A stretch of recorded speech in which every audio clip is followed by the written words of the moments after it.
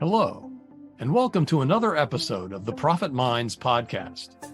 I'm your host, Dr. Stephen Kirch, creator of the Profit Minds Growth System, a unique blend of profit growth, productivity acceleration, and building robust business process for scale. In every episode, I interview entrepreneurs and small business owners from around the world with a unique story to tell. You can find the show on YouTube, LinkedIn, Apple and Google Podcasts, Stitcher, Spotify, and more. Hi, everyone. Today, my guest is Debbie White, founder of Frankly Deb. Today, we'll be talking about how to market so you can actually get clients. What a concept. Welcome, Debbie. It's so good to be here. Thank you for having me, Steve. Yeah, so I always start with this. I love to hear the unique story of every one of my guests. How did you get to be where you are, and why is it you do what you do? Tell us your story. That's a good question. Well, I have spent over 3 decades working in the corporate side of marketing. So I actually got to market Fortune 500 brands, way back, did the initial rollout for Starbucks, worked with all kinds of incredible companies over the years. During that time, I was doing it as either a sole proprietor, a contractor, or even having my own ad agency. So I was continually running my own businesses over that 3-decade span, working for these other corporations. And knowing what it takes from the small business side of things to not just attract ideal clients and stand out, but actually profit, actually make an income, is something I'm really passionate about. And when I had a successful ad agency and I lost a giant client, like that one big client that got too big that you really should have several of. And they're an amazing client. I got to work with them for 7 or 8 years. And it was just, no fault really on us or on them. It was just one of those things with a change of, top tier management. It's all good. However, that left me standing without really an agency any longer. And I have all this knowledge, and I was on a walk one day, literally trying to figure out what the heck am I going to do?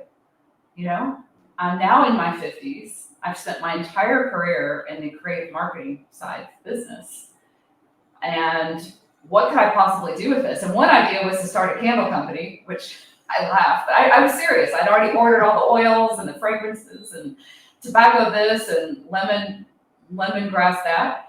And I'm on this walk with a friend. We're walking around town like in Austin. And she looks at me and she says, okay, if money were not an issue at all, what would you do? And I hadn't really asked myself that question. And I realized right then and there, I have such a passion for helping small businesses get out there and make more money, doing it with marketing that actually works, marketing that sets them up as the preferred brand. That's what I've been doing for decades, but why not do that for small businesses?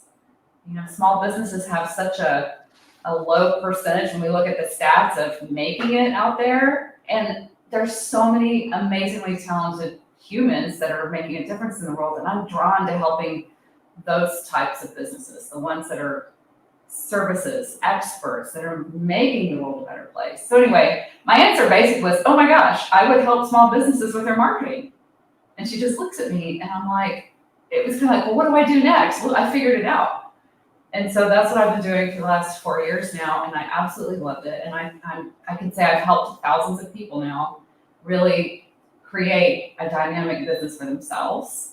And over 100 entrepreneurs around the world I've directly coached with that are doing things they never even thought possible. And to me, that's the biggest gift. So it really came out of necessity. That was a long way around the question. But I started out as an ad girl, like Mad Men style in New York City. And now here I am coaching business owners on how to create marketing that does attract and actually does make money with foundations. Yeah. So, yeah. Wow, that's a great story. And it is somewhat unique, but I've heard that before from people that said, I am just incredibly passionate about, and so many small business owners are passionate about what they do. The problem is they don't know squat about business, about running a business, right? You have the advantage of having, knowing how to market yourself, right? And using, of course, that skill to help other small businesses. So how is it that people should stand out in marketing with all the noise that's going on today? What's the one or two key things that they have to keep in mind? They really need to think bigger than what they do and what they're amazing at, because they are, but they have to take a look around the big room, like the landscape out there. What do they do differently? And how can they match that up with what the audience actually desires? So what I see, and by the way, not only was I in business, at helping and support these Fortune 500 companies, this is my 6th business. So I'd like to think that I've learned a few things along the way about this. It's interesting. Business and marketing and sales become so intermingled. Sometimes it's kind of, you need one to do the other thing. And that sector of knowledge skill is what people with all these passions need help with. Right. And so I start everyone actually with purpose. Because I feel like that deep purpose, I have such a deep purpose, we talked about passion, fuels my business. It fuels me to get up and do all the crazy things we do running our own businesses. I'm really clear that I'm here to lift and help and support other people do things that they didn't even know were possible. And that's my motivator, that's my purpose. And so I actually start everyone with purpose. And then we go through foundational skill sets of who is your perfect audience that you love working with. Get the biggest benefit of working with you. What do they need and want, not what you think they need? And then a bigger picture of, okay, now, how do you do it differently? And so really looking, that almost sounds like business, it sounds like vision, but it's all the foundational steps of creating marketing that's going to stand out, that is going to attract people that do want what you have, and being able to articulate that with your marketing and everyone that you meet. Yeah, you some people call it the unique value proposition. Yes. Or right. It's what is it that makes you different? And for some people, it's stuff that they don't even think about. It's right? Really it's true. It's so much a part of who they are. Right. Yes. Like me, I'm a scientist and I do business coaching, which is a really weird combination, but it's because I'm an experimentalist, right? As a scientist, I was an experimental physicist, right? And so I recognize that every time we do something, we got to try it. And it may not be perfect, but as long as it's directionally correct, it might require a little bit of steering one way or the other, but it's never going to be a disaster. And that's the recipe for an entrepreneur right there. Who knew? Who knew? How perfect. Yeah. That's fascinating. And so, that's something that, people don't think about, the skills that they bring. I'm also a musician, so that creative piece, right? That whole inspiration from the musical stories and being able to deliver that. Again, it's stuff that's just sort of laying around on the shop floor, as they say. It really is. And when I'm working with people, I'll ask them about, tell me some things that you've done or that perhaps you are an expert at. And again, they'll say things just like, well, this doesn't really relate to what I do. And oftentimes it absolutely does. But it does. Yeah, it does. It really does, because that's that secret sauce. There's no one quite like you, and no one that does things the way you do, and no one else will provide a specific transformation, let's just say, the way you will, because of your background, because of who you are, down to just how you show up in the world. And when people start to see that, and then it's reflected back to them, and then they, what I call own it, they step in and go, that is who I am. This is amazing. It does wonders for their overall business, first of all. And then when they can articulate it, just like you did, people lean in. People are like, well, this is interesting. I want more of that. I want to hear more of that. And that is a part of personal branding. And now you have some kind of message that you want to share that's uniquely yours, that no one else can replicate. And that helps you build something that can stand alone, that there is no competition for. There is no one like you. And the more you own that space, the more you do stand out to people. And you're not apples to apples to apples. You're clearly, you're clearly the pineapple. You're something unique. So it is a part of the whole process. Yeah, that's great. And I love the fact that, that's not only do you need to lean into it, but your customers, your clients, your prospects will lean in because they'll connect with that in ways that may not make sense to you intellectually. Okay, this is a good point. So as we're talking, and you just made that really great point, and you're absolutely right, is humans, we are drawn to an emotional connection, and sometimes we can't quite figure out what that is. One of the things we're looking for on a subconscious level is what we call, it's trust, but it's really that overused authenticity word. But when we start sharing other things about our lives, and I love how you start your podcast because you started out initiating a story. And that story, there's probably listeners that heard my story maybe and thought, I've kind of been through something similar. I had this whole other career and I lost my business overnight. I'm like, holy cow, what am I going to do? And a lot of people that get into serving others or coaching or a different type of consulting, this happens to. They probably saw themselves and went, okay, now I'm interested. This is, I want to hear what she has to say.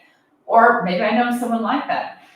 But this allows us to lean in versus me coming on and like, oh, I'm just going to sell my stuff, which I have. If we have that mindset in our marketing, by the way, some people think even social media is advertising. Advertising is out. Advertising has been out for quite a while. And what people resonate with is, what's in it for me? How can I gain value and insight from this? And do I trust them? Do I like them? Can I relate to what they're saying? Can I see myself in the stories they tell? And so I love hearing with all your different background, your divergent experience. Like I have a client that's a biochemist. I have two actually, scientists. And they both happen to be artists. Then I have another person that has another type of science background, and she's a marketing coach. So it's a very interesting way that we come forward with these really varying skill sets, yet they do show up in how we look at things and how we approach things. So yeah, it's a really good point. So talk about the difference between brand and marketing. Yeah. So when I use the word brand, and I have to be careful, people instantly think logos, fonts, colors, and how things look.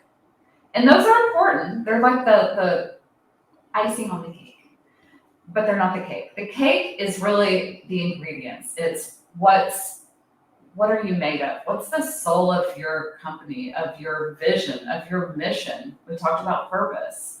What's in it for the audience? What vision are you taking them on? What movement are you even hoping to create with your body of work? And I do think that we're here to create a movement. I think it's bigger than us. That's the overall ingredients that creates a dynamic marketing system. If you don't have all of those ingredients, you will sound like everyone else. It will be very difficult to break through. And you'll probably have to rely on what's this week's hack, trickery, tactic, gimmick. And it probably won't attract the people that you really want to work with anyway. So the more that we can define who we are, why it matters, who we're here for, and where are we actually taking people, that all of that is actually called in the marketing world, it's called brand strategy. That's the soul. The marketing is the megaphone.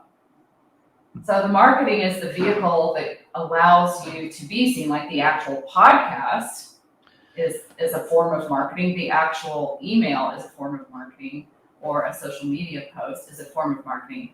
but you've built a following, you've built a soul, you've built so much more than that. What I would call, you have a really strong brand, and you stand for something. You have a direct voice and connection with your audience. And to me, that's more of what a brand is about, is creating something bigger than you. Then I'm going to market my stuff. Marketing is the vehicle.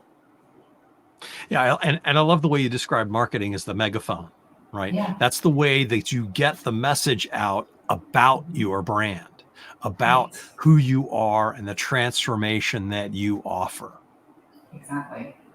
And so I love that. I love that metaphor. Yeah, and pulling from all of my background of work, so I actually started out in New York City, my first job, as a junior art director on Lego toys. That was my first project. Well, that would be fun. It was fun. Did you get to play with the blocks too? I didn't get to play, but I did get to do a photo shoot, and that's a whole nother story because I was very young. I was all of like 22 years old, and I walked into my first photo shoot. I got to hire the photographer, and this was some time ago. This was back when photographers made a ton of money, or highly sought after, and it was actually shot on real film. This is how long ago this was. And the photo fee was $10,000 a day for this photographer, and that was, like I said, that was 3 decades ago, y'all. It was a long time ago. So that's a lot of money. And now we can take equivalent pictures on these things. Yeah. Well, they're taking them with digital cameras, and they're still, I'm actually married to a commercial photographer. Those are very difficult fees to come by these days. It can be done. You have to be at a certain level in your business, but it's all digital, of course.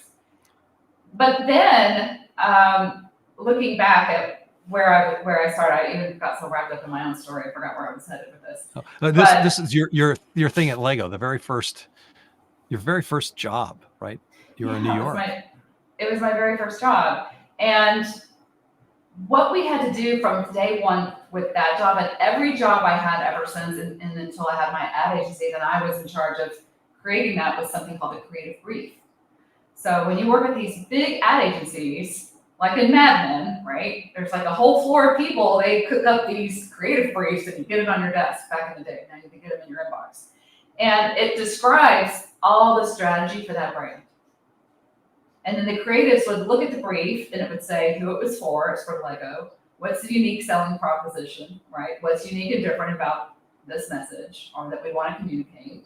What is Lego known for? All of these things create, why does it matter to people? Where's the heart and soul of Lego? So we would know all of this information up front. Then we would go off with our copywriters and art directors, and we collaborate, and we come up with these great award-winning ideas, right? That was the land I lived in. And so I did this for decades. And then I get into this world. I'm like, I don't call it a creative brief, but we've got to come up with that creative brief, if you will, of what are we really all about before we can even begin to market. And that's why I'm so passionate about this, because I know what a difference it makes. And what I see is there's a lot of shiny objects out there. They're not creative briefs. They're kind of like the latest trickery, gimmicky thing. I mean, just so many of them flying around, and people grab onto these things thinking that's going to help grow my business. And it might give you a bump, but is it the right bump? Is it the right people? Is it all of these things? Just like imagine if that's what we did from day one, working on these Lego toys. Like, we don't have a creative brief. Just here's what's working this week. Try something like that. I don't know. It's for Lego. Yeah. Here's Lego. They make these blocks. Go market it. Cool. They're pretty and colorful, and you can build stuff. So it really does matter about what's right. The more ammunition we have about these, there is nothing like Lego. People are so attached to the Legos. They build dreams. They build anything you can imagine. There's so much story behind Lego toys. If we didn't have that information up front, especially when you have 22-year-olds right out of college coming up with the ideas, if we didn't have, that was for one particular ad, by the way. It's not like I don't want to bash Lego. They have world-class marketers. But on this one, I think it was a business to business, like, when you're starting out, they're going to give you a small job. So imagine, though, for all these companies out there, the Starbucks, all the big names that I've had the pleasure to work with, if we didn't have that creative brief, for what they want to communicate, what they want to be known for. It just, you sell the category is what happens. You sell the entire category. You don't lean into what's unique and different about this one business. And so that's the style that I bring to the people. That's my message I want to get out. You matter. What you do is so unique and different. When we are able to articulate, see that, bring that into our marketing, your marketing becomes so much easier and effective. Yeah. Yeah. Yeah. So you take people through that to, again, what's unique, what's the message that you're going to present with your marketing. What are some of the tactics that you're finding today? Because you do have to have, once you have the strategy, you still have to have tactics, right? What are the tactics that you're finding today that are working really well for your clients? I think the best tactic is, one of them is what we're doing right now, is getting in front of your audience. Is such a quick way for people to get to know you, to see you, to hear you. You can do that podcasting. You can do that by doing a video on any social media channel. Now, there are tactics that help that video get seen. I don't know if I have the time to get into that because everything's fast and short. But allowing people to see you speaking on a summit, getting on stage, whatever you can do to get in front of more people and let them really see how you think, how you relate to them, really hear from you versus just content. I have found works better. The other thing is clarity, is being really clear on your messaging. And a lot of people think I'm really clear, and I do a brand audit where I do them very quickly. I can look at someone's overall social posts and content in just a couple minutes and go, I can see the problem. And typically what I see is they're either using made up cool sounding language to name a bunch of stuff and no one knows what the heck it means. Sometimes I can't even tell what they do. And oftentimes they're talking more about what they think the audience wants. And I can tell from reading it, the audience does not want this. People want pretty basic things. They want to be happy. They want to make money, right? I mean, they want a better life. They want basic things. If you're not addressing that in some shape or form, you're going to lose them.